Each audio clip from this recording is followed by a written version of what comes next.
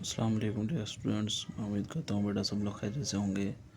हमारी 10th class की new book math के ऊपर डिस्कशन जारी थी। हम चैप्टर नंबर 4 को सॉल्व कर रहे थे। तो आज हमारे पास इसकी लास्ट एक्सरसाइज है 4.3। तो थोड़ी सी स्टेटमेंट वाली है, हम इसको समझेंगे। थोड़ा सा आसान से क्वेश्चन है इसके अंदर।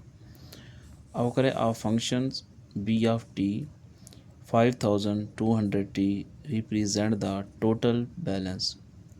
यानी कोई फंक्शन हमें दिया गया है, एफ ऑफ टी होता था, बी ऑफ टी बना दिया है। 200t जो है प्रेजेंट है, टोटल बैलेंस है उसके पास, जिसके पास भी है। ये रुपीज़ में है। अब वो कहते हैं आफ्टर टी मंथ, जो टाइम दिया गया है वो टी मंथ्स हैं। What will be the balance for after 6 month. यानी कुछ उसके पास पैसे हैं, ठीक है, इतने। तो वो कहते हैं 6 महीनों के बाद उसके पास पैसे कितने हो जाएंगे। यानी ये टी की वैल्यू, टी की जगह पे हम 6 पुट कर देंगे, हमारा सवाल सॉल्व हो जाएगा। अब यहाँ देखें आप, बी ऑफ टी हमने लिखा, गिवन फंक्शन 5000 सेम है, एज इट इज़ रहेगा। 200 आपके पास टी आ जाएगा। ये टाइम आपके पास कितना दिया गया, 6 मंथ दिया गया है। बी ऑफ टी, तो बी ऑफ 6 हम पुट करेंगे। 5000 प्लस 200 इंटू टी, ये 5000 फिक्स रहेगा। 200 को 6 से मल्टीप्लाई करेंगे, 1200 आ जाएगा। 1200 5000 में ऐड करेंगे तो 6200 रुपीज़ उसके पास 6 मंथ बाद बनेंगे। अब क्वेश्चन नंबर 2 की बात करते हैं। क्वेश्चन नंबर 2 में उसने हमें क्या कहा, अब फंक्शन है एफ ऑफ के 150 प्लस 20 के रिप्रेजेंट द टोटल फेयर। यानी उसके पास टोटल फेयर जो है इसका वो कितना है जी, रुपीज़ में है इसका। उसके बाद कहता है जी के किलोमीटर है, यानी उसने के किलोमीटर फास्ट डिस्टेंस तय किया है। जो टोटल यानी कि फेयर है ना, जो किराया है वो 100 के किलोमीटर का है। How much will be the fare b for a 12 kilometre ride. यानी 12 किलोमीटर का सवारी को, यानी का उसको कितना जो है ना जी फेयर देना पड़ेगा। यानी ये के की वैल्यू है, किलोमीटर उसने खुद कहा है ना, के को शो करते हैं हम। जहाँ पे के है वहाँ 12 मल्टीप्लाई करेंगे। हमारे पास दिया गया एफ ऑफ के, यानी फेयर का फंक्शन है 150 प्लस 20 के की वैल्यू 12 किलोमीटर है। तो 12 हमने पुट कर दिया, 150 फिक्स रहेगा। 20 इंटू के की जगह पे 12, 150 प्लस 12 को 20 से मल्टीप्लाई करेंगे। 2 4 ज़ा आपके पास 12, 2 ज़ा 24, ज़ीरो एज आ जाएगा आपके पास। 150 और 240 को ऐड करेंगे तो 390 रुपीज़ उसके पास बन जाएंगे। अब इसी तरह क्वेश्चन नंबर हमारे पास 3 है, the cost of manufacturing fancy sofa set. अब ये sofa set fancy latest model बनाने के लिए उसकी कास्ट कितनी है, वो वुड भी आपके पास फिक्स है। चार्जेस कितने आर एस आपके पास ये हमें दिए गए हैं, कितने जी, 55,100, ठीक है ना, 5500 रुपये का न्यू सेट वो बना के देगा। क्या G, which is model as function जो है एफ ऑफ एन है 55n। एन क्या है, नंबर ऑफ़ सोफ़ाज, ठीक है ना, नंबर ऑफ़ सोफ़ा सेट है।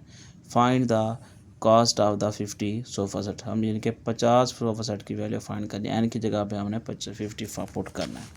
अब यहाँ देखें हमारे पास कास्ट ऑफ फंक्शन जो है वो एफ ऑफ एक्स 5500 एन हमारे पास 50 दिए गए, एन की जगह हमने 55, इसको मल्टीप्लाई करेंगे तो फिर आपके पास आ जाएगा 275,000, ये इसका आंसर आ जाएगा। क्वेश्चन नंबर 4 के अंदर हमें उसने बताया है कि जी क्या, अगर फंक्शन है T of d is equal to किसके है, d over 60 represent the time t. कोई टाइम है इसके अंदर, ये फंक्शन दिया गया है। इज और t in hours to travel the distance kilometre, how long will be take. कितना है जी आपके पास, ट्रेवल 180 किलोमीटर के बाद। यानी ये डी की वैल्यू है जो हमें दी गई है, यानी कि एक डिस्टेंस फंक्शन है जो डिस्टेंस कवर कर रहा है, ठीक है ना। तो उसके लिए वो कहता है वो 150 किलोमीटर के बाद कितना जो है ना जी किलोमीटर ट्रैवल, यानी कि मुकम्मल डिस्टेंस कर लेगा। अब हमने यहाँ पे हमारे पास फंक्शन दिया गया टी ऑफ टी, ये डी की जगह पे हम 180 पुट करेंगे, ठीक है ना जी। D is equal to 180 kilometre है। टी ऑफ 180 की जगह डी की जगह 180 पुट कर दिया। 0 से 0 6 3 18, यानी कि 3 हमारे पास इसका आंसर आ जाएगा। अब क्वेश्चन नंबर हमारे पास इसका 5 है। क्वेश्चन नंबर 5 के अंदर अब वो क्या कहना चाहता है जी, क्वेश्चन आ कंपनी है चार्जेस कितने जी, 100 फॉर एंड एनकोडिंग वर्क, ठीक है जी, वो कुछ काम करती है, ठीक है ना जी, 100 रुपीज़ चार्जेस लेती है। इन एडिशन द आपके पास कंपनी चार्जेस 5 पर पेजेस ऑफ अ प्रिंटर, यानी कि कोई नोट्स बना रहे हैं, कोई हम काम करवाते हैं कंपनी से, तो वो कहता है वो पहले 100 रुपये लेती थी, अब उसने पर पेज के ऊपर 5 रुपये और चार्जेस कर दिए हैं, ठीक है ना। The model of the function में दिया गया f of x is equal to 100 plus f of x where x represent the number of pages, यानी एक्स जो है रिप्रेजेंट कर रहा है उसको पेजेस को प्रिंट कितने हो रहे हैं। हाउ मच विल बी आपके पास company charges for 55 pages and coding and printing work, यानी कि 55 पेजेस की वो कितनी लेगी, यानी कि एक्स हमारे पास क्या आ जाएगा 55 जो है। अब हमारे पास फंक्शन दिया गया f of x 100 plus 5x, तो x की जगह अब x इज इक्वल टू 55, जहाँ x है वहाँ 100 एज इट इज़ 5 इंटू 55 को 5 से मल्टीप्लाई किया 275 आ जाएगा, 270 में ऐड करेंगे तो 375 हमारा आंसर आ जाएगा। अब हमारे पास क्वेश्चन नंबर 6 है।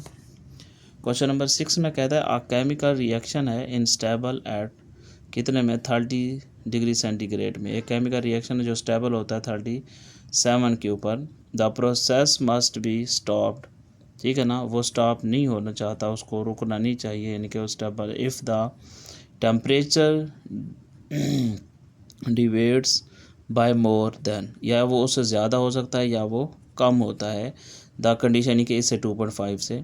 The condition in the modelled at the T minus आपके पास 37 एब्सोल्यूट ग्रेटर देन 2.5 टी, यानी कि वही एब्सोल्यूट है, यानी कि हम देखेंगे ओरिजिन से पीछे कितना डिस्टेंस है और आगे कितना डिस्टेंस है उसका। Be the temperature for the temperature value आपके पास मस्ट द, ठीक है, प्रोसेस द स्टॉप, ठीक है, उसमें चेंज नहीं होता। अब वो कहता है यहाँ पे रुकना नहीं चाहता, यानी कि या तो कम होगा या ज़्यादा होगा, उसके लिए हमें ये मॉडल दिया गया T minus 37 absolute greater then 2.5 है। अब हमारे पास वी नो दैट है, हमारे पास इसके 3 पॉइंट्स हमने बनाए थे, यानी कि हम अगर लेते हैं -5 या +5, अब +5 से आगे होगी वैल्यू, ठीक है, और -5 से हमने पीछे जाना है, ठीक है, -5 से -4 -3 ये हमने जाना है।